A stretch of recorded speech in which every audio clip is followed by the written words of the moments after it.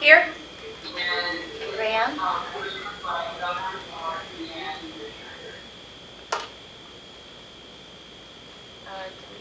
John? He stepped away. Oh, yeah. There he is. Graham. Oh, geez, I'm here. Harris. I think I heard it here. Yeah. And Richard. I'm here, yes. Here. All right, I'd like to welcome everyone tonight. Please stand and join us in the Pledge of Allegiance. I pledge allegiance to the flag of the United States of America and to the republic for which it stands, one nation, under God, indivisible, with liberty and justice for all.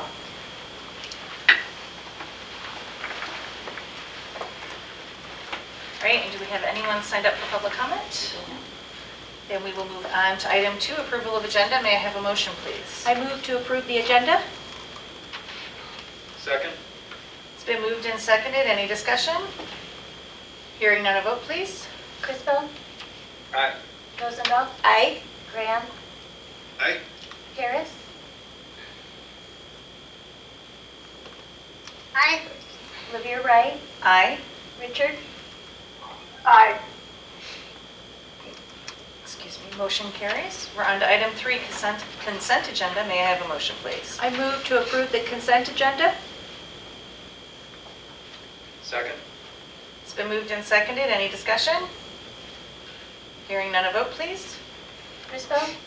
Aye. Rosendahl. Aye. Graham. Aye. Harris. Aye. Levere Wright. Aye. Richard. Aye. Motion carries.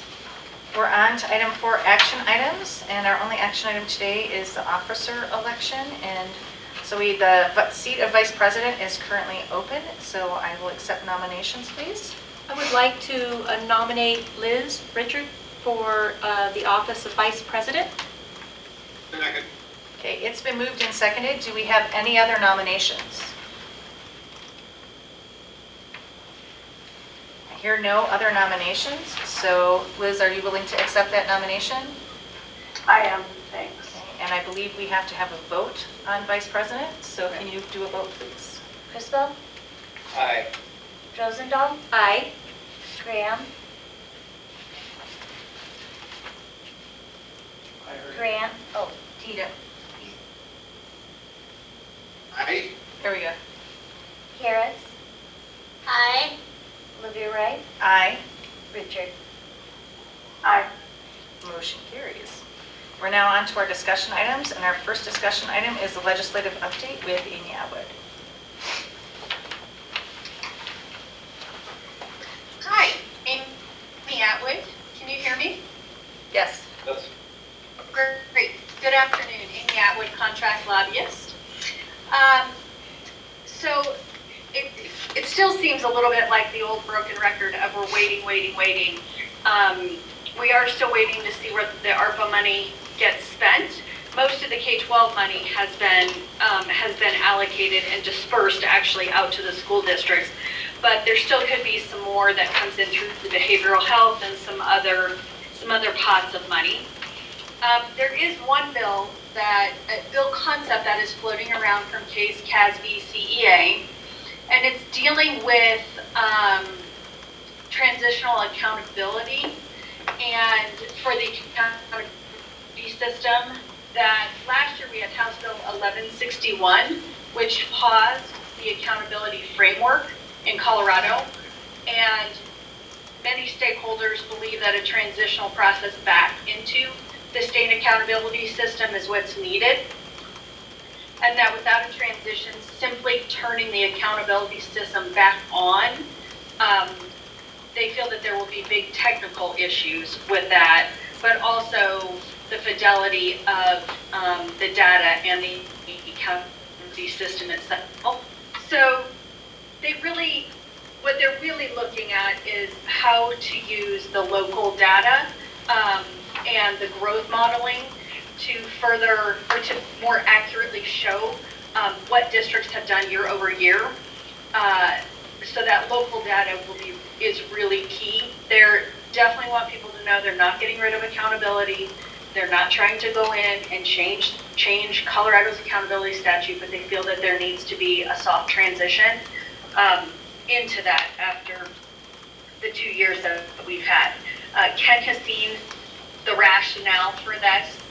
There is not a draft bill out yet, but I certainly wanted to share that with the board because there's been a lot of talk about accountability and bills to come in that space. So that's the big one right now. Are there any questions?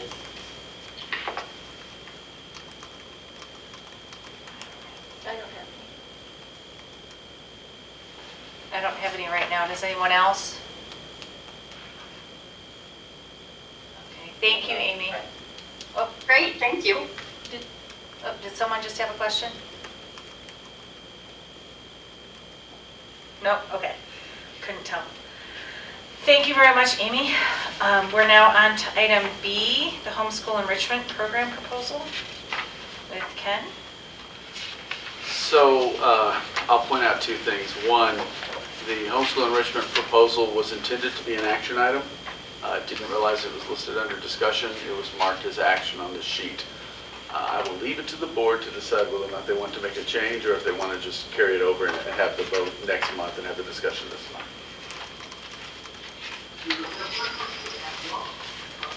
I'm fine to make a motion to move it to action or to accept it as an action item this evening.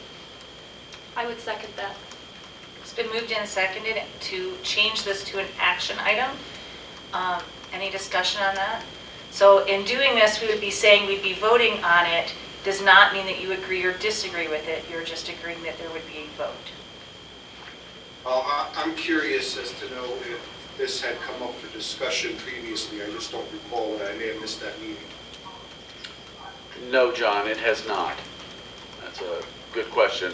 This Now, is, practice to discuss something first before we vote on it. it's entirely fine with me either way. Why don't we take a vote and then we get the preference of which way people would like, whether we'd rather it stay as a discussion item or move it to action. Okay, so if you vote It's still a affirmative, valid question, Marie. Correct. The board that I run, we always discuss something of this magnitude beforehand. I just want to know what the process is for this board here. I 100% agree that it's a valid question. The way to decide what way this board wants to handle this item would be to take a vote. And then we have whether we want, so a vote in the affirmative says we'd like to move this to action for tonight. A vote against it says we prefer it to stay a discussion so that we can fully discuss it. And in both cases we can discuss, but and allow for further contemplation before doing a vote. So we have those two options in front of us. We have a motion on the table, and because we have that motion on the table, we need to vote on that motion. So Does it have to be unanimous for it to pass since we changed the agenda? no, it does not, because this is not a special meeting. Only special meetings have to be unanimous. Okay. So, all right. Crystal? That 8 years helped me. So if you're voting in the affirmative, that means we're moving this to an action item. If you vote against it, it means we're keeping it as a discussion. Crystal? Either way, we can discuss it. Correct. Absolutely. Crystal? Aye. Rosendahl? Aye. Graham? No. Harris? No. Will be right? No. Richard? Aye. And a tie goes to the negative, so it stays as a discussion. So now let's discuss the item, please. So we have this year entertained two parties with homeschool enrichment program proposals as they're being to work through the mill as we did last year. I'm trying to bring them to the board as they come out, so we're not voting on everything in one meeting or late, but we're trying to handle them earlier rather than later. In the case of My Tech High, My Tech High is a homeschool enrichment program that has seen some significant success in Colorado to date, and I think that's very relevant to the discussion. They have a highly customizable program where parents work with them to lay out a homeschool enrichment program that is appropriate for the interests of that child, that allows them to connect with other community educational opportunities as well in a cooperative fashion. It's pretty innovative. It's not without its points of caution, and we did discuss this actually, John, a while back in another context, just so you know this has been a little bit of an ongoing discussion. Early in the year, just before the beginning of this year, we had considered and discussed with the board perhaps piloting this.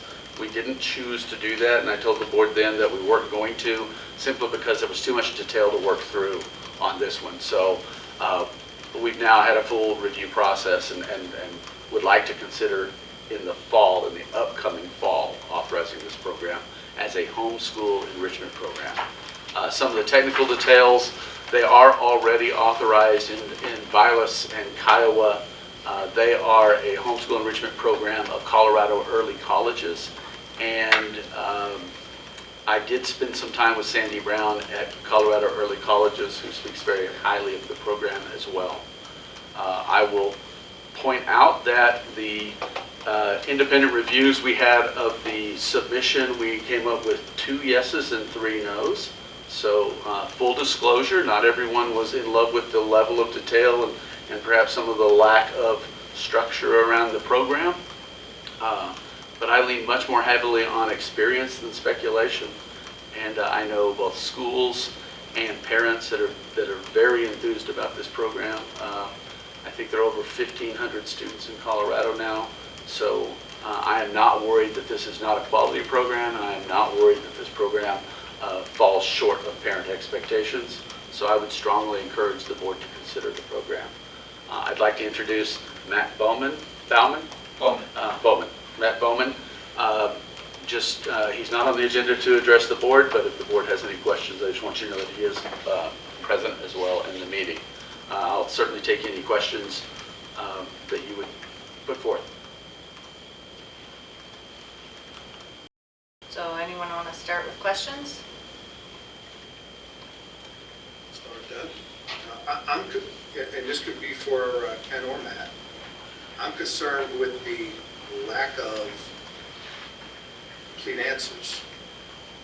And that was shared by several other people who did the independent review. So I don't think you're hiding anything. I wonder why you didn't provide complete answers or even answers to the questions, as one of the reviewers said. To me, that's an issue. It's a significant issue. I've approved many charter schools. And when there's a lack of candor, either you don't have time or you don't think it's important enough to respond, and that worries me. I think I will have to let Matt answer that because it's a fairly direct question about the detail itself, but let me preface it with I would encourage the board to consider that this is a homeschool enrichment program, and the applications they're using are really charter school applications. The level of detail and the expectation for information exceeds the level of operation of a homeschool enrichment program in some instances. So it doesn't surprise me that the level of detail is a little lighter here. That said, your question is very valid, John, and I think I need to let... I'd also like to point out in the information we received, it was noted that they asked the reviewers to look at other sections for some of the answers, which for me would be a perfectly acceptable answer. So. I think you need to be over there for microphone. Yeah. The microphone's actually pretty sensitive. You don't have to lean over it, but come on up. Yeah, just come up to the, if you want to pull a chair Matt, to pull the the table. chair up right over in front of Ken, There. where Ken is, would be perfect. And face, Yeah, the camera's over there. camera's there. So you're talking that Wait, way. you're still out, so go this Sure. way. There you go. There you go. Sorry, Matt. Thank you. Great to be here and great to meet you in person. We've collaborated over at least 6 months or something. We've been working together on some of these items.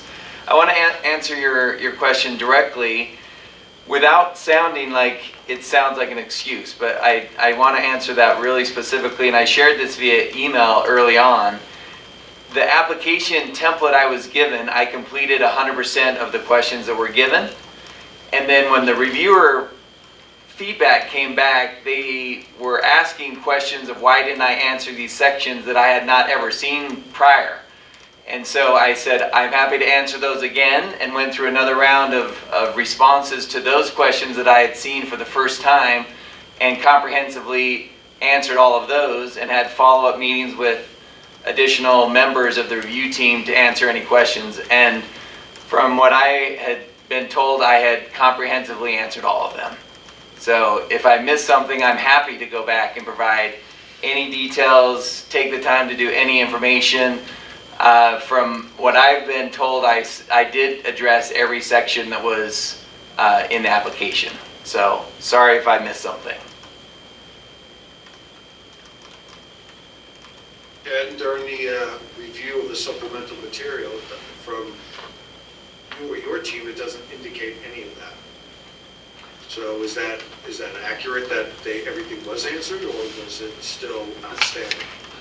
So I'm not going to put words in the reviewers' mouths, but I think the underlying issue there was in the initial pass, we had a couple of outside reviewers, again, that are very focused on charter applications, and we're expecting a level of detail and answering some areas that weren't necessarily relevant early on. In the second pass, they asked for additional information, and some of the reviewers weren't satisfied that they got sufficient detail. I believe that's the accurate characterization. You can affirm that for a homeschool program, which is not a charter program, that the answers are sufficient. In my opinion, the answer is yes, but I will caveat that. In my opinion, the answer is yes. Chelsea, do you have some questions? Yes. Well, maybe I missed it, and because I was transitioning from my vehicle to my laptop. Is there a reason why this will be voted on so quickly? I guess I would respond to that just by saying it's not particularly quickly. Number one, this isn't an action item. The board decided to wait till next month, so that's fine. Right. That's okay either way. But we've been working on this for about 6 months now, and we've gotten through the application process. At this point, we have a recommendation. There's no reason not to take it to the board. I have no problem at all with having discussion and holding off on a vote if the board wants to explore more. There's no rush here at all, other than the desire, as we saw last year, when you're dealing with 5 or 6 programs in schools, you don't want to take them all at once. I'd rather stage them out. This one was ready early, so it's the one that came early. That's the direct Got it. answer. I missed the question, the information, I guess, before the last motion, as to why it was brought up. That's the only reason. In terms of the supplemental material, thank you. I think some of that is just some learning opportunities for the staff to see is there a different kind of application information that needs to be asked for a homeschool enrichment program versus a charter school, or even, bricks and mortar would have maybe even different information from there. It's almost like 3 different application information processes, so that could be an opportunity there. I'm sure that you all have already learned from. But there are pieces, I think, that were still concerning from that feedback. And I just was trying to get a chance to read it, half an hour ago when we received it. So I'm trying to be quick on that review. I'm glad we aren't voting on it tonight, because I'd like to hear a little bit more and have time to look at that a little bit more closely. But Matt, are there things that you feel like you didn't get the chance to address within this application that we need to be aware of? I'm not. Like I said, I'm happy. I'll spend whatever time's needed to provide additional information. So I think your earlier point was well taken, that it does I think perhaps help us understand that the viewpoint of a charter application to a brick and mortar homeschool enrichment program to a virtual homeschool enrichment program maybe had different sets of expectations. But I'm happy to, again, address any information that's needed or desired. As Ken mentioned, we have experience. We've been doing this 13 years now we're in 7 different states. This is our 3rd year in Colorado. And so I do think that we have answers to any questions that are needed. And I've been in education for 25 years. I've been a teacher in a classroom in Washington State for many years. So happy to, again, answer any questions. I think Ken and I have been collaborating along with Kendra and Annette and others to really provide as many answers as we can to demonstrate we're confident, we know what parents want, we know what our district partners want, having worked with districts all over the country and around compliance and accountability and all those things. So I think we're ready to answer any questions that are needed, so happy to do that. So in terms of working with the other partners in Colorado, so Vilas, Kiowa, CEC, I guess Ken and Kendra, have you been able to affirm from those folks, or should we, that they're able to meet the compliance pieces that there were concerns about? That they've made changes towards the positive in that regard over the last, like you said, 13 years you've been in Colorado. I'll respond. 3 years in Colorado. Oh, thank you.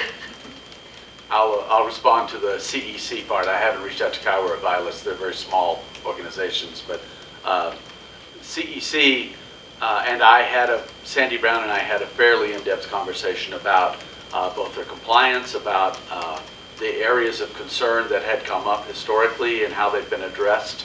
And quite honestly, in drafting the contract, we're going to require a couple of specific statements to make certain that they're compliant in a couple of areas that I've heard rumblings from the CDE that they're leery of these areas. So we're going to make certain that it is a compliant program. Our contract won't be exactly the same as anyone else's, but it will be careful, and they are operating compliantly. They have one specific area, and I believe I mentioned this at a previous board meeting, that one specific area that gave me pause, and that's one of the reasons why I called CEC, and that was that they allowed contractually aged students to attest the time in their instruction because they're adults. I get that, but I think self-attestation is always a little fraught with peril in instruction. So they agreed to make that change in the program for us, and that's all we expect is that they, if we point out compliance issues, that they're willing to be responsive, and they've shown no hesitance in that regard. I just echo 100%. Yeah, Ken mentioned that one, and Sandy also says let's make that change, so we'll implement that for sure. Matt, what's the primary thing that you're looking for from Erboces in becoming part of the Erboces? What are you primarily looking for from us? That's a really great question. I'm glad you asked, because I wanted to mention that in practicality, there's no need for us to sign on another partner in Colorado. We have 3 great ones that are working very well. But when I met Ken and had a chance to understand the Education Re-envisioned excitement and innovation philosophy, I thought I want to attach My Tech High to an organization like that and to a leader like Ken, honestly. And so that is what drew me here was and I've done my research as well. I don't want to attach our program to an organization that doesn't believe in the things that I believe in. And BOCES, time and time again, with different innovative models that have been implemented under this collective board's watch, is something I want to be a part of. And so I also am choosing BOCES to be a My Tech High partner, because that's also on my side. I've got to make sure that it aligns with our core values. And so I'm glad you asked that question and gave me a chance to share that. Thanks, Matt. Liz, if I might add to that from our perspective, the innovation element is very important. It's part of our mission and our vision is to look for innovative, exceptional programs. We want to be a welcoming host to things that are done a little differently that represent a new way of looking at educational models. So the innovative nature of this appeals to me, and I believe it's squarely in our wheelhouse, which is one of the reasons why I care about this program. But beyond that also, we have more Colorado families that want to be a part of this than are necessarily able to presently. And so we want to make certain that the demands of Colorado families are being met in their educational desires and expectations. That's what school choice is about. Because they're dealing with small districts, their enrollment is capped with small organizations, as you would expect. And at some point, if you still have parents wanting to get in, I want to make certain that those parents that want to entertain this program have an opportunity to. So that's the other side of it from But my here's the perspective. side on that, though. We're approaching a cap with the group that allows, as D49 rep, that allows funding to throw through. So we have to be very careful about thinking about programs that already have an avenue to offer this innovation to families, and whether it's worth the capital of the little bit that we may or may not have left that D49 can afford to allow us a pass-through. Because at this point, our student body is about 20%, I believe, of their student account, and that is sufficient enough to impact their funding formula negatively. So there are some complex issues there that we need to think about. I hear 1,500 students, and my immediate response is, I'm already getting a, whoa, wait a minute, this is getting too big for us to be the only financial mechanism for student count, and you want to add 1,500 or add more, add a bigger window for someone who can access Colorado early colleges and access some other sponsors. And so that's one pausing thing for me right there, because that means this program's already available to students in Colorado, and we have to be careful with that capital we have left, and we have to work some of those details out with D49 and understand them carefully, because we're going to hit that there, and we don't want them to then say, guess what, we can't do this anymore because you weren't listening when we said this is starting to have a financial impact on us. Wouldn't it Yeah. be a smaller impact, though, with homeschool enrichment? It wouldn't be, The number I heard was It's larger. 1,500 people possibly, right? Well, no, that's what they your have in model was. Colorado. We're not expecting them Right. to have that many more with us, but who knows? Yeah, But to just, that's Who the- knows? That's right. That's where we have to have some of that pretty clearly defined, and looking at, what can we afford to sponsor, and then where does that capital go in terms of student seats? And that's, something that you got kind of the pushback when you presented from at D49 that one time, and that's a piece of the pushback that we need to work out very carefully with that partner, because you don't realistically have another partner that can absorb, right? The student count for this organization is now larger than the other two districts we partner with, I believe. And so they're not going to be able to take on that student count and have it thwart their student finances, because you can, if a rural district took that number, you could cut their finances in half for their students, ostensibly the way that funding formula works. So we need to be thinking through that piece. And I still have concerns about, let's work through more of these details that are being brought up by the reviewers to ensure that we really understand what we're getting into and what the programs are. Those are my two concerns. And so but I do think that we need to kind of slow down a little and say, okay, let's have an understanding of what we can afford to sponsor, student count wise, and then think carefully about how we're going to use that capital. And that's something I don't think the full board has had time to contemplate, because that's something that has been brought fairly recently by the D49 partner. But that means we need to be rethinking some things, because they saw the impact as some of our online programs expanded, and now they're getting at that precipice of they're almost floor funded. They prefer not to drop completely back to floor funded because they already can't compete adequately compensation-wise in the area they're located in. So any way in which we're damaging that is material for them. So that's my other concern. And then, just as an aside that is a general on these, we've kind of moved away from, in the time, and I've been on the board for most of its existence, but not all.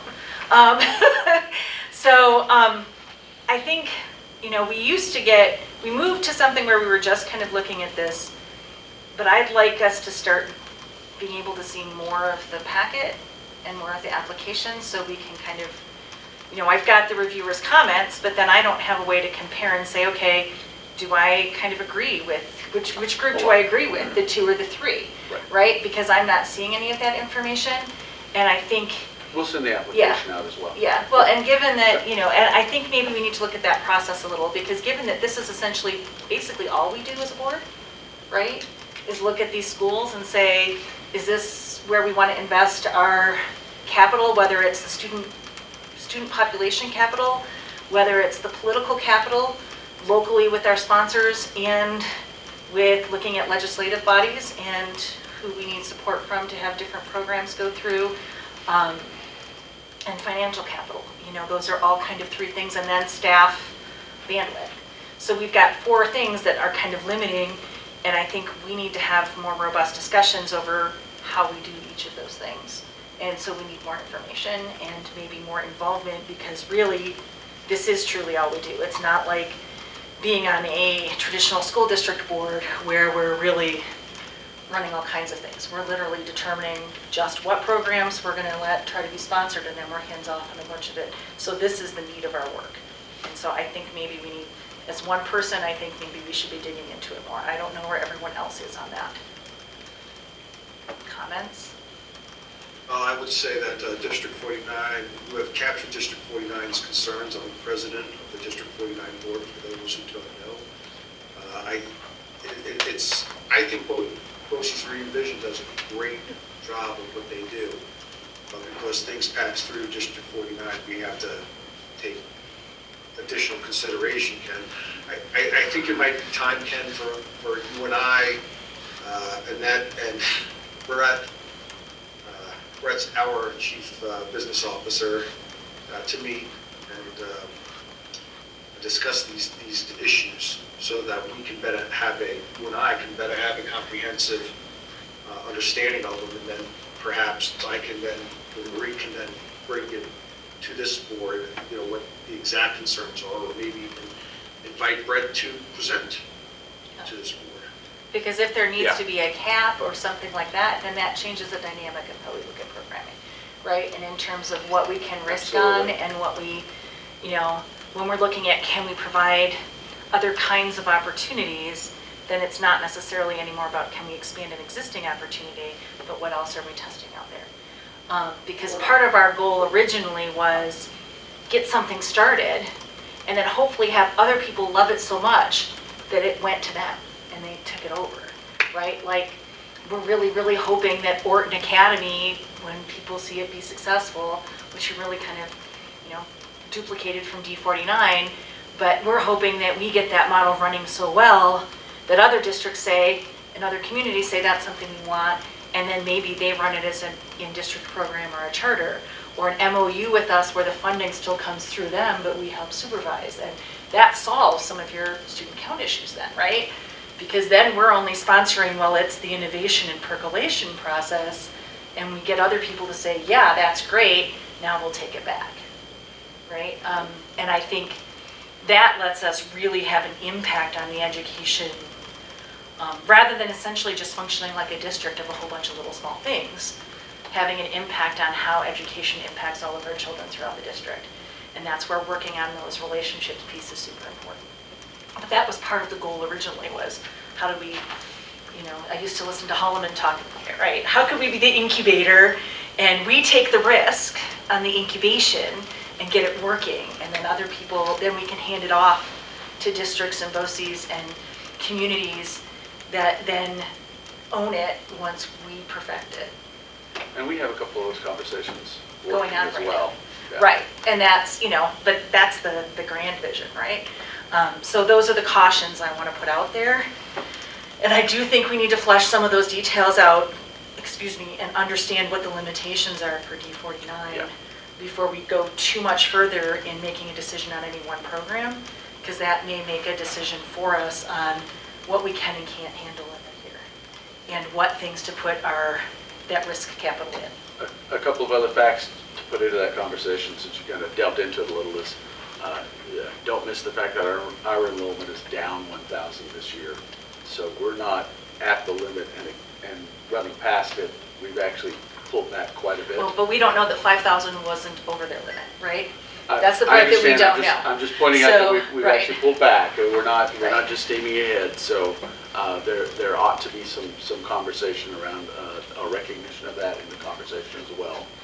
And also, I think the underlying difficulty is a flawed model with the state in having to have a fiscal sponsor, a fiscal agent, if you will, that is a school district Erboces. Right. And we need to contemplate working at some point with the legislature on that as well. Correct, which then means a being longer-term very aware. solution. That is the appropriate longer-term solution.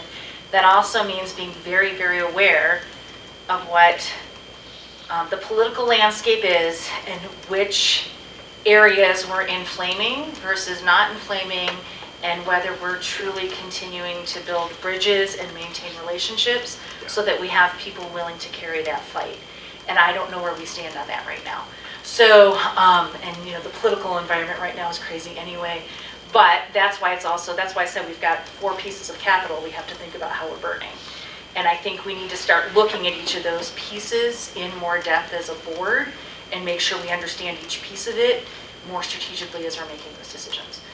And some of it we just can't know until we know, right? We don't know, we're stepping in. We didn't know we were dipping our toe in too far on student count until D49 said, whoa, wait, we can't have our funding formula dive, right? Yeah, but we're working And, through that. and I think that's probably true in each component. And so we need to be starting to kind of putting those tentacles out and those feelers out and say, okay, which pieces do we still have support in truly, and where do we not?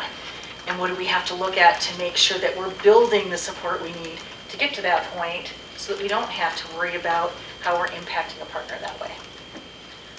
And are there other interim funding ways? Are there ways that if you have an MOU with a district, can we have funding coming from 2 places?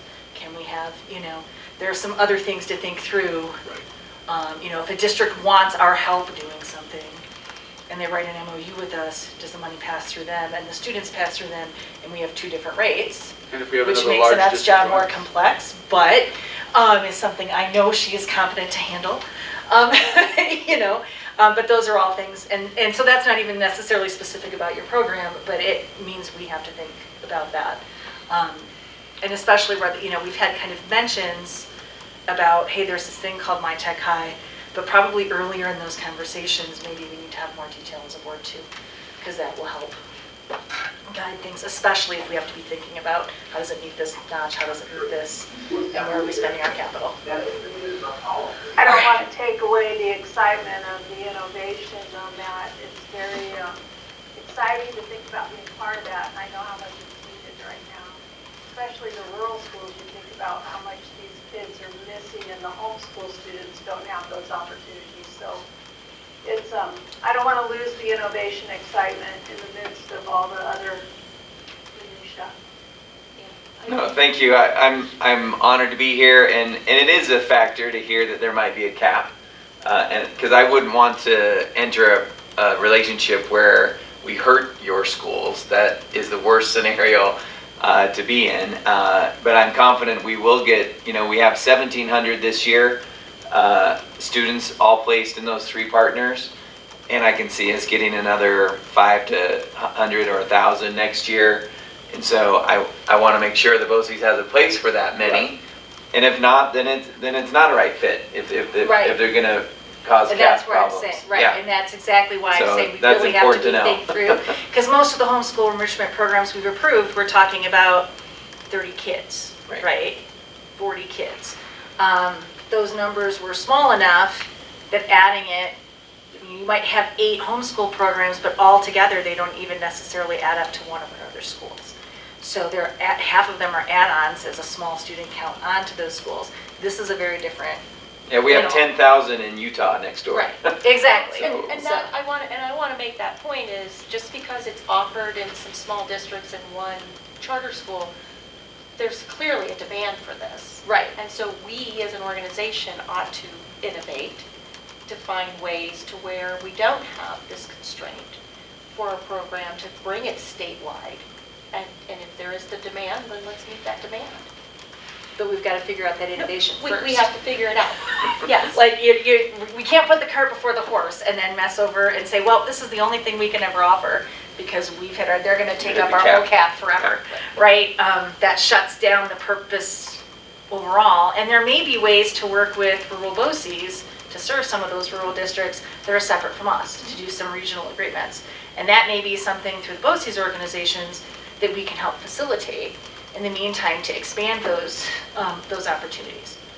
One other degree of freedom, just to point it out, is if another large district or two were to join us, that would give us capacity as well.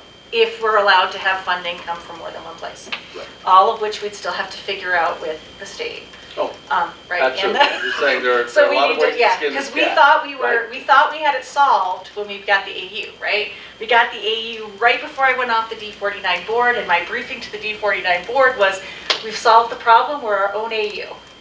And then the state said, sorry, that's not enough. We won't let the money pass through to you, right? And we had, so we need to make sure we have those things solved before we kind of go willy-nilly. That's where I am on that too. Other people's kind of opinions on some of those things. Sorry that I dominated a bit there. Good points. I think pursuing the funding passing through just BOCES is probably the end goal, if we end it that way. You guys are getting big enough to where you'll be able to do, you should be able to do that if the law allows it. Yeah, the law doesn't right now. Result, yes. Okay, so now what about the whole, like, maybe getting more on the charter school packets and being more involved earlier in reviewing? What are people's thoughts on that? Not to dominate, but if this was a charter school packet, I couldn't vote for it. Okay. So I would say that if the homeschool program uses a slightly different, or should use a slightly different application, I think that, I understand that now, and not as worried about it, but we should probably tailor the package you use, one for homeschool, one for charter school, so it's Yeah. I would prefer a tailored package versus, because Right. we kind of had an agreement that our staff, right, we have our faith in our staff, and they will provide us, so I guess I put it back to the staff to just tailor the package a little bit for Yeah. us. But I think what I'm We saying did that is for more bricks than and just mortar this this, year, but we're right? gonna have So to do it like, again with the- there's also a combination of still understanding more about what the program really is, right? And that's part of what the application does, is it really, so I think we kind of need somewhere in the middle. I think we swung a little too far. Does that make sense? But I'm thinking more executive summary type thing than Yeah. scrutinizing an Well, application. Well, no, I don't want to be the person who scores an application. But I want to be able to look at a comment and be like, okay, what are they referring to? Why are they concerned about that? Well, and we copied If you I on have all a question. applications last year, So, just yeah, because this was a little bit shorter process. yeah. I didn't copy on the application for this one, but we will. Yeah, but and then I just think if we're discussing it a little earlier, you'd also know what people's questions are about the specific school. We'd have more informed opinions as we go into it, especially if we're going to have to start saying, we have 6 programs that are all really interesting and cool. Where are we going to spend these 4 pieces of capital? And how do they impact each of these 4 pieces of capital, right? And that piece is the board's decision in terms of what is valid, what is valid to us to spend that capital on, right? Here's these programs that are all great, and each of them brings something different, and here's the cost in this area, here's the cost in each of them. One of them might have a bigger political cost. Another one might have a bigger partner cost or a student count cost. Each of those pieces is a puzzle that we then have to weigh and say, and then how does that impact what we're trying to do legislatively, what we're trying to do in building partnerships. Is there something we're going to be able to move to a partner, or is, a district is going to take over because they've seen it's great, and so that removes this piece and gives us more capacity. Those are all things that I think we're going to have to develop that piece if we really want to become a long-standing, innovative organization. So Yeah. that comes back to strategically, Yeah. internally. We got to work on that. And it's a nice problem to have, right? Yes, agreed, So agreed. it's the next phase of our Of our growth. development. And I'd Yeah. like to say, I don't just want it to be about, we have X capital. I think I'd like to say, and strategically, we're going to figure out how to continue to grow that capital. I 100% agree, Yeah. right? 100% agree. But then looking at, some of those pieces of, so how do we grow the legislative capital so that we can get funding directly? How do we grow, right? And I don't know that we've been looking carefully enough at each of those pieces, and that's why we're hitting this ceiling.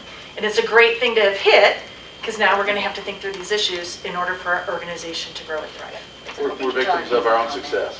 Yep, go on ahead, John, sorry. It's harder with people not like If here. If I may, I think we're beyond the current discussion and should be saved for a later meeting. Right Yeah, now, this Yeah. is beyond the application, so Yep. All right. Well, and so, I'm comfortable saying, let's move the application forward. If someone wants additional answers, I think there's time between moving it forward and voting on it to get those answers. so do we want to give specific direction on more information that we want? I think we wanted clarification on more of those areas that the reviewers were asking about. We'll send a copy of the application because you may feel like some of Yeah. those answers are there. Okay. If the board has specific questions that they want more detail on, we'll certainly get answers to any of those. Okay. And then in terms of, if you want me to have someone take a pass through the reviewer's notes and have a second pass on getting answers, my only caution on that is, we've done that once, and so there's a little bit of disagreement on whether or not they've answered the question. So it's easy to get in a thrash on that at some point. I think it's worth at least trying to see if we can get some clarity on that. And then kind of an idea, I think we're going to need ideas on, I think my personal opinion is before we vote on this, we need to understand what our capital window is, right? We need to have that capping discussion with D49. We're working on it this And month. figuring out that capacity Yeah. before, so that we're making an informed decision. And that they're making an informed decision too. If they find out D49 can only absorb 75 students, they're probably not. Go fast, yeah. Exactly. Right. They're looking at how can we reach 500 to 1,000 to 2,000 more, and I don't know that we have that capacity.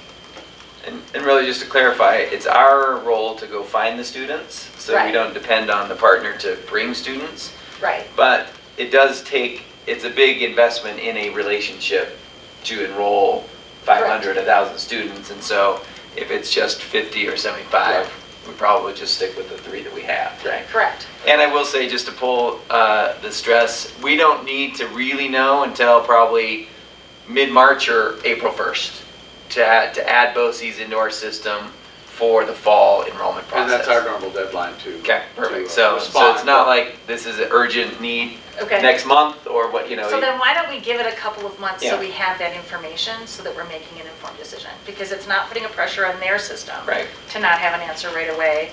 And we should really be informed as a board about all of those 4 things before we're making an affirmative decision that commits, I personally think. Make sense? I don't want to wait too long. Yes, okay. Chelsea, it makes sense Correct. to you? And I think our February meeting Okay. should be long enough. Okay. That gives the rest of December and January to connect with District 49 and figure out how to move forward. Yeah. That'd be great. And not because District 49 should be the be-all and end-all in decisions, but they are the ones who have to handle the student count. And so that is, we have to make sure that student count piece isn't going to handicap them or us. Because then you're looking at, well, I had 4 programs, can I approve this one or those 4? Right. That's your other thing that happens. Okay. All right, Thank thank you. you, everyone, and thank you for being here and providing more information. Absolutely, thank you. All right, we're now on to our school scorecards. Do we need consensus to move that forward to February, or is it okay to just? We're good. what you We're put on the good. agenda.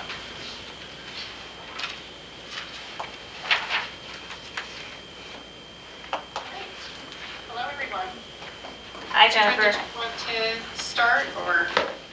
No, Jenny, you can jump in. Okay, great. For those of you who I haven't met yet, I'm Jennifer Strawbridge, and I'm going to be showing you the scorecards for quarter one. There were some delays due to available data, and we are reporting those now.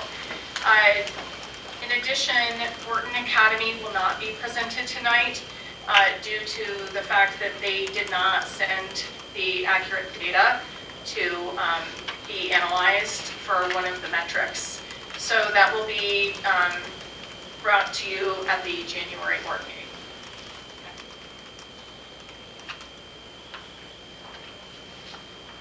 Okay, can you all see my screen? Give me 1 Yeah, second. it's really small. Yeah, it looks good on my end. I know it looks good to you all, but we lost, like, it minimized it when, Although we have it in front of us. Yeah, we have We have copies, so okay, as long as we know what page you're looking at, we're good. okay. Is that okay? I'm going to go in order of your board packet, Marie. Yeah, perfect. And if you move So- their little faces, like, I don't know if there's a way to make them. I'm trying. Sorry. There you go. It's easier for Annette to share. Sorry, there you go, perfect. Okay, wonderful. All right, so this is, we're going to start with the Colorado Preparatory Academy, CPA. I'm going to show you CPA elementary, middle, and high school. And what you'll see here is their SPF rating has given them 7.5 points due to being an improvement plan. Granted, this was back in 2019 because this is the last school performance framework that we received from the state. So that information is still being provided. The next section is regarding passing rates. The first one is individual passing rate. You'll see that they have 84% of their students that are completing all of their courses with a passing grade. And when we look at overall passing rate, they have 92% of their students, 92% of courses that are being completed with a passing grade. So when we look at all courses over the course of quarter one, what percent were passed? Does anybody have any questions about the difference between individual and overall passing rate? Because you're going to see that on every scorecard. Been through enough. Okay. All right. We don't have growth on this scorecard because that will not be reported until we have 2 points of data this year. The next piece is looking at continuously enrolled. So these are students that were assessed in reading, mathematics, and writing in the fall of 2020, and also assessed on those 3 subject areas in the fall of 2021. And I look at whether or not those students met 1 year of growth. And when we look at that, CPA Elementary has 51% of their students making at least 1 year of growth in reading, 43% making at least 1 year of growth in math, and 18% making 1 year or more of growth in writing.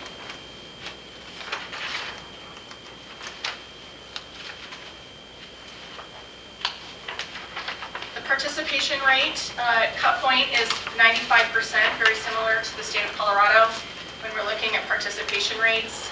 And the Colorado Preparatory Academy always does a great job with this. Stride does. They have 97% of their students that have been tested on all three subject areas. The next grade out component of this metric looks at what percent of their students are scoring at grade level or higher on that beginning of the year assessment in each subject area. So you can see those percentages there, 48, 48, and 32. Jennifer, Yes. excuse me for not knowing this already, but what is the interim assessment that using? So it changes based on the school, but Colorado Preparatory Academy is using the STAR assessment. STAR, okay. That's a And- great question. And so is kindergarten just using what, Dibbles, or are you not? Yes, that's correct. They're using DIBELS, Thank you. of course.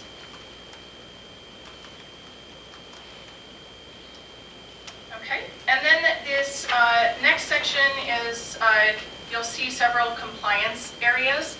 This is typically when we are asking the schools to submit data or component reporting so that we can remain in compliance with Colorado Department of Education, or also collect information from them in a timely manner. And each of these compliance areas is scored based on the percent of items that were returned and turned in on time. So all but financial compliance was given 100%. Both organizational and academic compliance, they had all items turned in on time. Financial compliance, they were had 2 items that were not turned in on time, and so that takes down their points in that area, and that's why that area is red. But otherwise, they look great. Does anybody have any questions about CPA Elementary?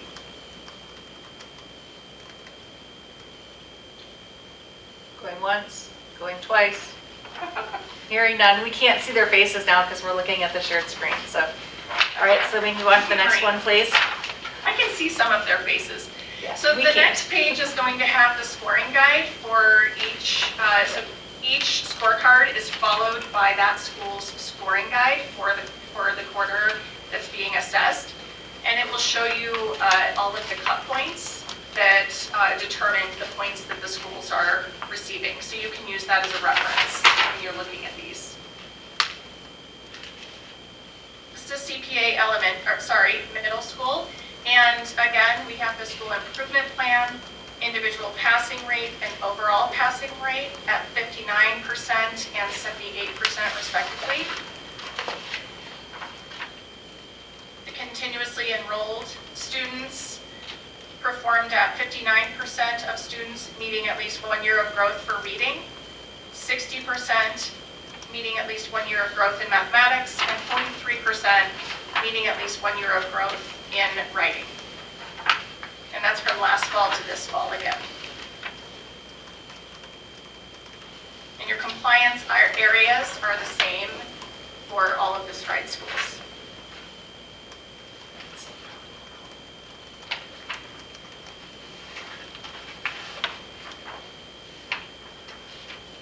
Okay, I'm going to move on to high school.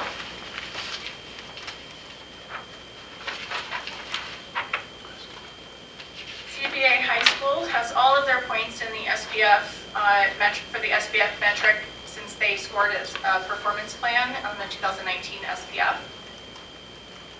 When we're looking at individual and overall passing rate, they have 58% and 77% respectively.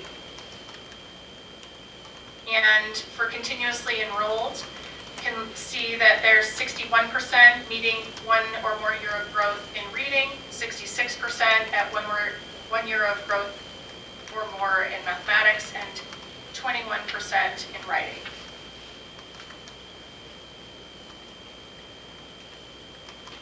And Because what is the assessment for high school? they're using STAR as well.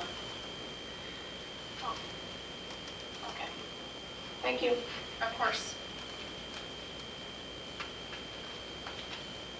When we're looking at high schools, we also include a post-secondary and workforce readiness metric and look at the percent of seniors that are involved in internships, apprenticeship, mentorship, job shadowing, and other post-secondary work. We also are looking at their dropout percentage. And this is just considering what's going on in the school since in quarter one, sorry. Completion was at 72%, and course completion is at 86%.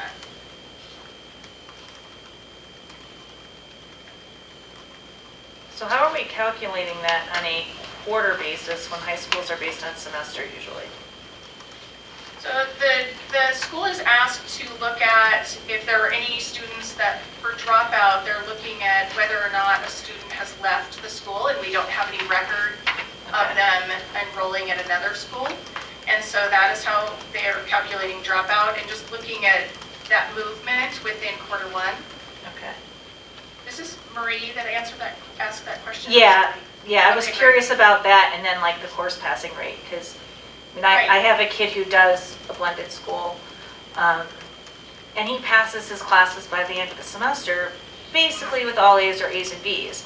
But I can guarantee you when you do the quarter check, there's 2 he's ahead of and 2 he's behind on, because he finishes the ones he's good at first, and then goes back and does the other ones, because his school allows him to do that. Do you know what I mean? There's no real penalty until the end of the semester, grade-wise. It shows up like he has an F for several weeks, and then all of a sudden he's got an A because he just was concentrating on math instead of history first. We had the same problem when we were educating our children. Yeah, Yeah. and so, that's just something that we should be thinking about in terms of how we look at that, that metric, when it's depending on what that school's model is. I don't know if they have hard deadlines at the quarter or not. I just know my son's school doesn't. That's a great question, Marie. Thank you so much for asking it. And it's something that we're actually working out with one of our new schools, as you'll see on their scorecard, helping them define what that looks like for passing rate. But I will tell you that Stride has determined that a student is passing even in self-paced courses if that student is making progress and or meeting their own personal goals. And so Stride has found, has defined that very clearly. And in the first couple, in their first year, they were still trying to figure out what that meant too, because you're exactly right. That's with this type of schooling, it's less defined in first quarter. Yeah, his little thing shows due dates for everything. But those Right. due dates, and it puts in a 0 if that due date isn't met. But there's no penalty for not meeting the due date as long as everything's completed by December 17th. Right? So it didn't really matter that he didn't have everything done for October and October. He'll have it all done by December 17th. Right, so for the Stride schools, CPA and PPOS, that has been considered. Okay, And, Perfect. yes. So That if a was my student question. is making progress, they are considered to be progressing or passing at the end of quarter one. okay, perfect. Thank you. Thank you for asking that question. It saves me a little explanation when we get to the later one. And again, the compliance areas are the same. So I'm going to move on to PPOS, and unless anyone has any questions about CPA. Nope. Okay, great.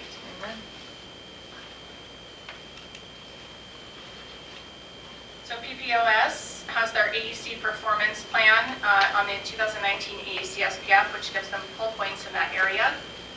When we look at passing rate, again, they have 42% of students completing all courses with a passing grade, and 63% of courses being completed with a passing grade. With continuously enrolled, they have 59% of students that are making at least 1 year of growth from last fall to this fall, 67 in reading, 67% in mathematics, and 27% in writing. Their participation rates are stellar. They're at 99% of students tested in all 3 subject areas.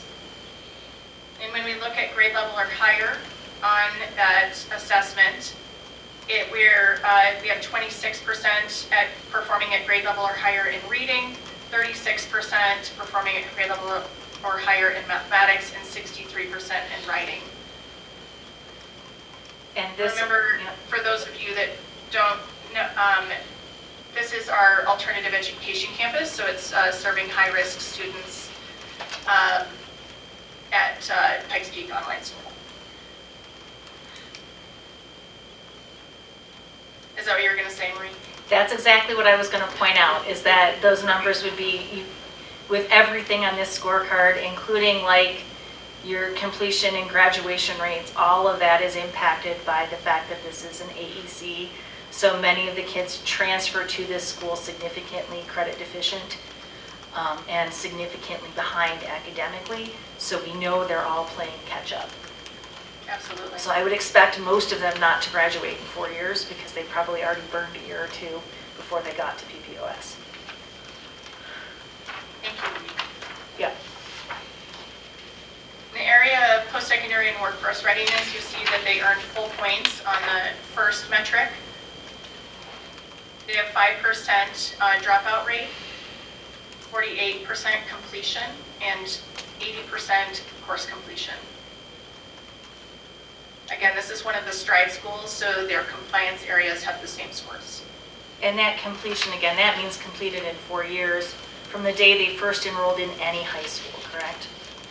So interestingly enough, on this scorecards, this completion is, are they on track to reach completion on time once they get to PPOS? So it's a little bit different than the way that the other high schools under our purview are scored on this metric.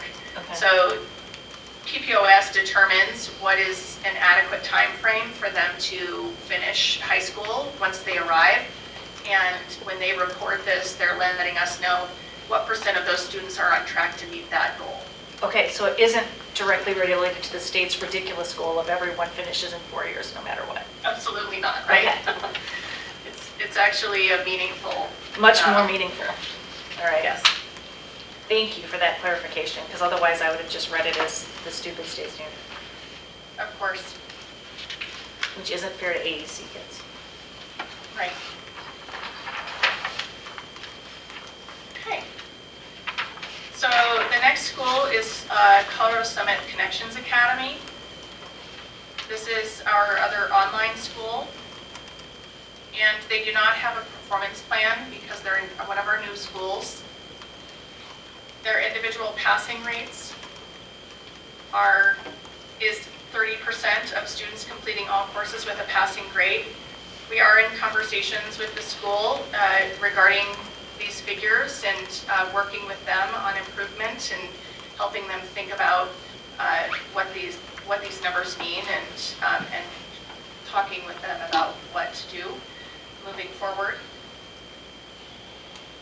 The overall passing rate was 68%. Again, that's looking at out of all the courses, how many were passed in quarter one. Continuously enrolled is not included for the new schools because of the fact that they did not have assessments administered to their students in fall of 2020. You'll see that grayed out on all the new schools. And BO, their beginning of the year assessment participation rates were quite low. This is another conversation that we're having with them. I know that Kendra was communicating with them regarding these participation rates. And so we're hoping to see higher participation rates for their middle of the year testing that will have a positive impact and help us see more information for middle of the year to end of year data.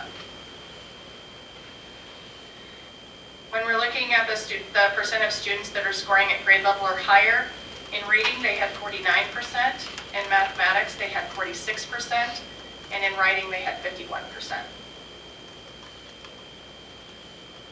Connections also serves high school students, so the post-secondary and workforce readiness indicator is included. You'll see that they had 100% of their students that were involved in internships, job shadowing, etc. They have 0% dropout, 76% completion, and 68% course completion.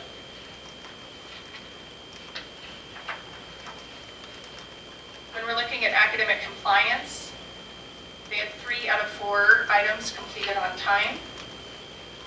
In financial compliance, they had all of their items completed on time. Organizational compliance, they had 94% of their items completed on time.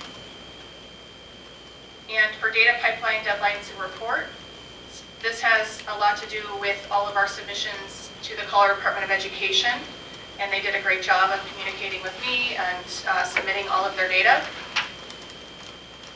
So they have full points on those. The last one is, the last area of ESP is around, that we would have scored this quarter is contract checklist. We're still reviewing their contract and having them go through and look at it for compliance. And so that may or may not be something that is included in the first year of scorecards for the Connections Academy.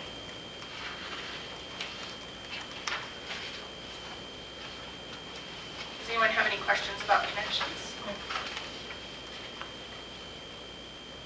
Okay, great.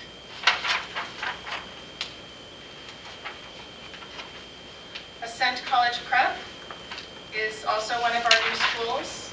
This school, I put the grade ranges on the schools, on the scorecards so that you can see those. But you'll notice that Ascent College Prep is only serving 11th and 12th graders. Again, they don't have an SPF. Their individual passing rate is 95%, and their overall passing rate is 98%. The school is doing an incredible job with their students, and have really been wonderful to work with. It's also their student type. That's Exactly. exactly right. They're attractive. They are attracting students that are of,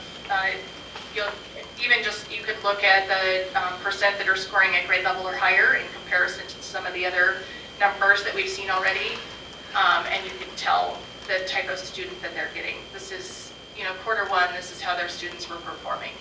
So you're exactly right, Maureen. Chelsea, but I agree with Chelsea. Oh, sorry, that was Chelsea, sorry. That's okay, that's okay. Excuse me. And then I can't see Chelsea on my screen because you disappeared in the, the faces. Well, you didn't need to see my face because I wanted the thing to take up most of the room. Great. Okay, that's fun.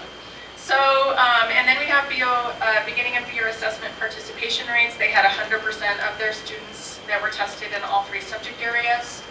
And again, as I referenced previously, when we're looking at students that are scoring at grade level or higher on that beginning of the year assessment, they had 92% in reading, 92% in mathematics, and 85% in writing.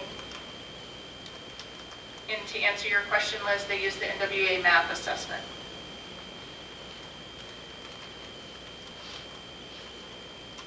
For academic compliance, they had 3 out of 4 items completed on time. The same percentage of items completed on time for financial compliance. Organizational compliance, they had 79% of their items completed on time. And for leadership compliance, they had 100% of their items completed on time. For data pipeline deadlines and reports, they were always on time and worked with me really well to make sure that all of the information was accurate and turned in a timely manner. So they received full points for that area. Any questions about Ascend?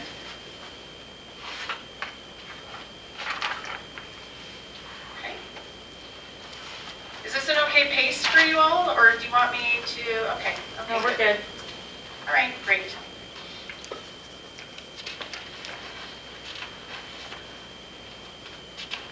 Pueblo Classical Academy, or what is also called, we refer to it as PCA from time to time. PCA is another one of our new schools. They're serving 5th through 9th graders. Their individual passing rate is 86%, and their overall passing rate is 99%.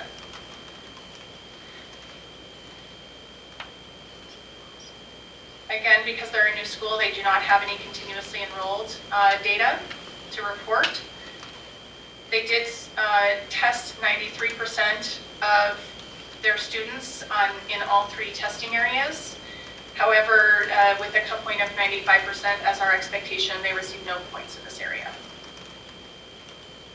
When we look at the percentage of students that are scoring at grade level or higher at PCA, as of the fall assessment, you see 68% in reading, 44% in mathematics, and 66% in writing.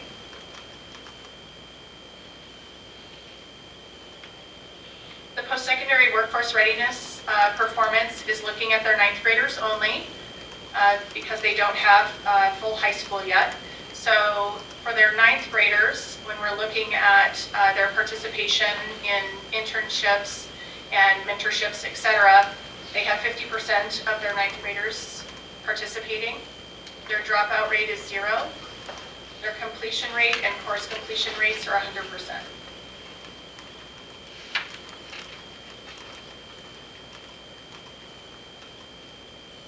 There is no data on the financial audit because it is a new school. In financial compliance, they had 75% of their items completed on time. Sorry, I forgot academic compliance was 100% of items completed on time. For organizational compliance, they had 86% of items completed on time. In leadership compliance, they had 50% of items completed on time. Their score for data pipeline deadlines and reports was decreased slightly due to some late submissions for the data that I needed to submit to the pipeline. And so they are doing a lot better now after some problems in the first quarter with submissions and have had everything turned in on time ever since.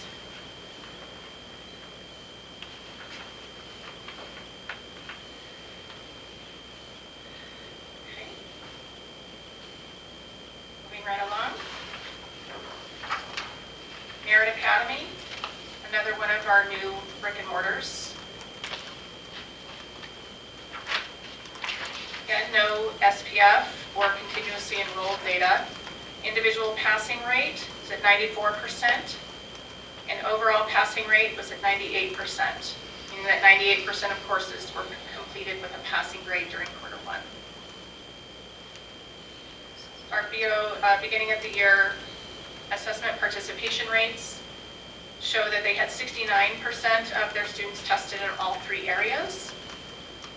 This is another school that we are in communication with to ensure that they have a higher percentage of their students assessed in all 3 areas by the middle of the year assessment. When we look at their grade level or higher performance, you see that they have 83% in reading, 86% in mathematics, and 74% in writing.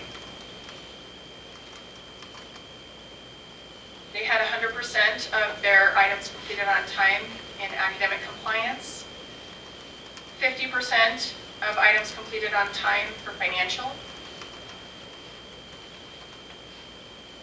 93% of items completed on time for organizational compliance, and 100% of items completed on time for leadership compliance.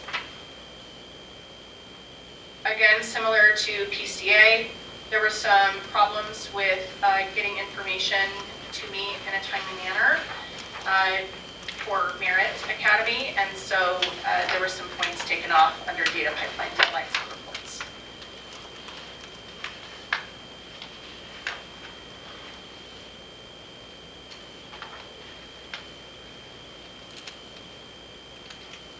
Okay, we move on to our last 3, which are our homeschool enrichment programs. There's a lot less data that's included on the homeschool enrichment programs because they're just genuinely not required to provide as much assessment information. So we do look at passing rate. Individual passing rate for Prinda is 100%, and overall passing rate is 100%. They also received 100% in academic, organizational, and leadership compliance for getting all of those items turned in on time, but had 33% of items completed on time for financial compliance. This is very unusual for Prenda, and we have not seen any problems with delays in turning things in on time since quarter one.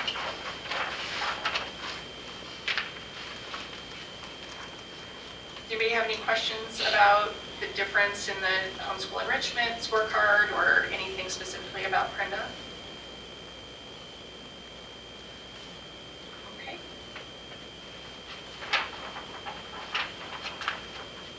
Haven Homeschool. Again, their individual passing rate and overall passing rate is 100% in each area. They have 100% compliance in academic compliance, 67% for financial compliance, 92% in organizational compliance, and 100% in leadership compliance. They also receive full points on the data pipeline deadlines and reports.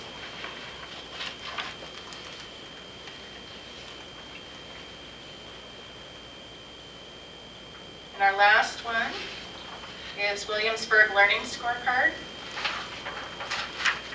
Williamsburg is, Marie, when you were referencing defining passing at the end of first quarter, Williamsburg is still working through that. I know that Kendra is in conversation with them to help them define that. As they are a new school, they're still trying to work through our compliance and make sure that they understand what that looks like for their school. And so we're anticipating that this will look a lot different for, of course, for quarter two, because they would be at the end of their semester, right? But that they would have a different idea of it for quarter three. But based on their current definitions, they have 50% of their students completing all courses with a passing grade at the end of quarter one, 88% of all courses being completed with a passing grade. They have full points in academic compliance. 67% of items were completed on time in financial compliance. They received full points for the data pipeline deadline and report, and had 100%, and that's a typo, on leadership compliance, they had 100%, sorry. No, they didn't, they had 0, sorry.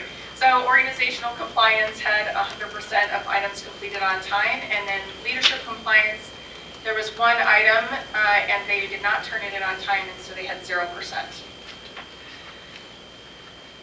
Sorry, I saw it out of the corner of my eye, and I was like, wait, and that, it is correct. Does anybody have any questions for Jennifer?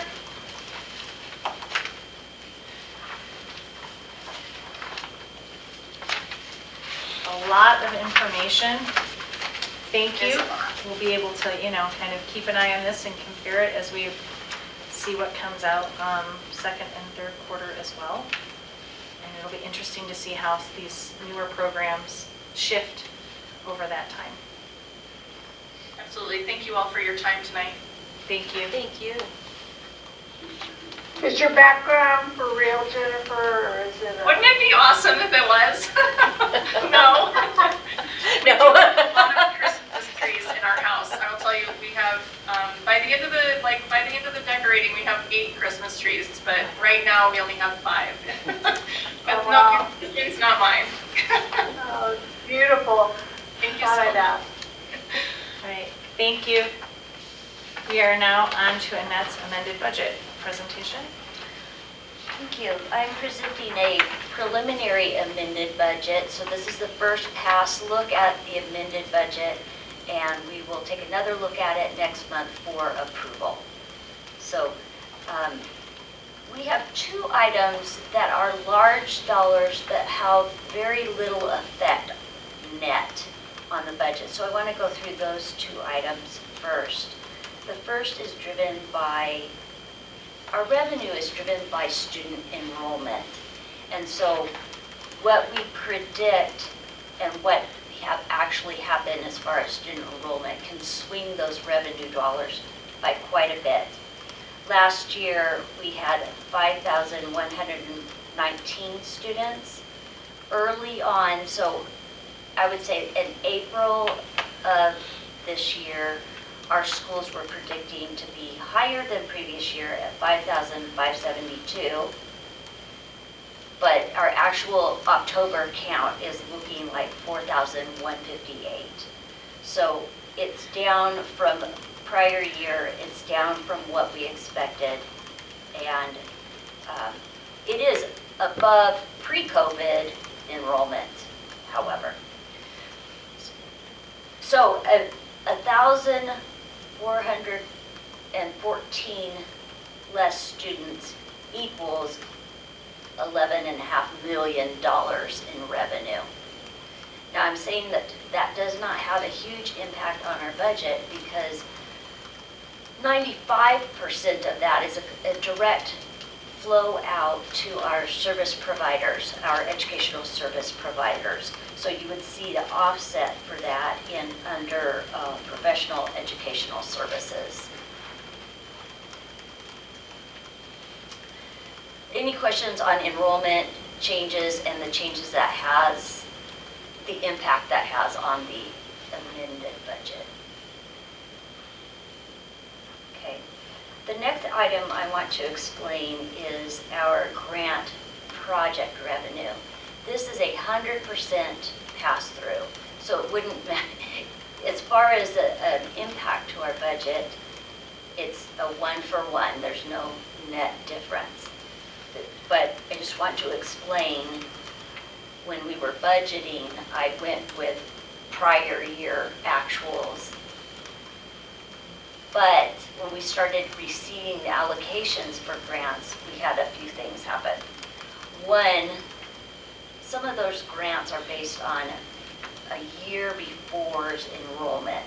So we are now seeing the bump in our grants to the COVID-related enrollment increase. So that bumped up our IDEA and our ECEA allocations by quite a bit.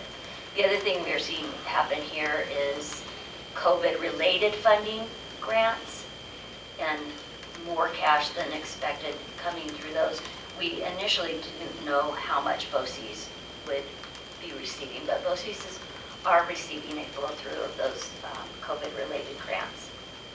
And then our schools have also pursued some new grants. So all of those culminate into a grant budget line item that's $1.6 million higher than we initially anticipated. But again, if you look down into the expense area, you see the expense matches that exactly. So we expect $2.9 million in grant revenue. We have $2.9 million in grant funded expenses. Then I just did a review of how we are trending on our other expenses and made some minor adjustments. Again, not very material. The one that I thought was pretty material was our insurance went way up because our head count went way up. And, to the tune of $33,000 higher than previous year. I wanted to go over just quickly the salaries and benefits and the professional services changes there. We had an admin position budgeted in our salaries and benefits, which we have not filled that position yet. It's not completely out, but I took a half year out. The offset of that is in professional services. We had a contractor, Ashley Rebko, who was our previous data analyst, has provided contract services for us to kind of help us through the staff transitions here.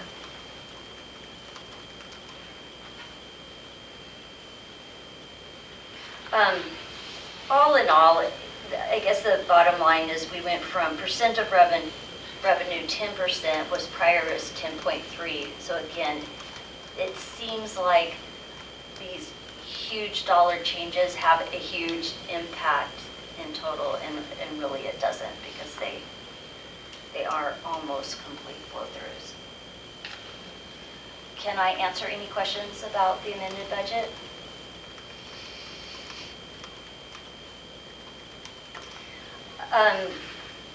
Between now and when we need to approve it, at the January meeting, I believe that we may see some changes in the PPR rate.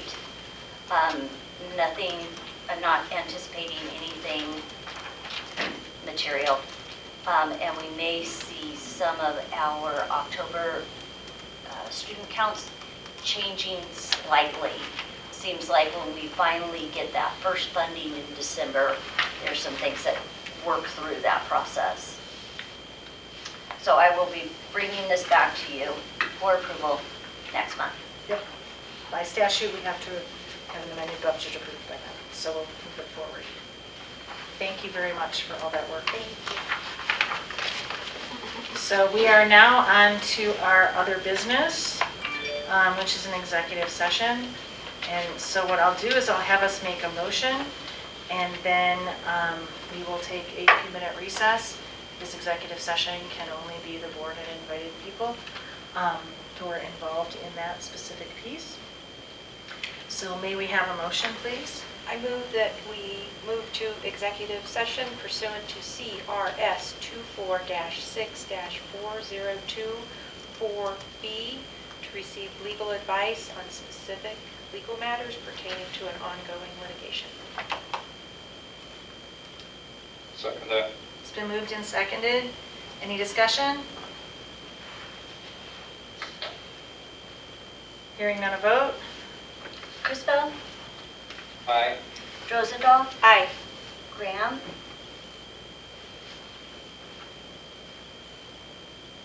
You said I could see it on the screen. Let's fix it up. sorry, I had my head down. Harris, Aye. you're right. Aye. Richard, Aye. Motion carries, and I don't believe we're going to need any staff who aren't in this room to stay, correct? Yeah, I don't think so. So, and if anyone has questions on board reports, they'll email you. So those staff members who've joined us for the meeting via Zoom, please feel free to consider yourselves done for the night. So, thank you. thank you. And we'll take a few minute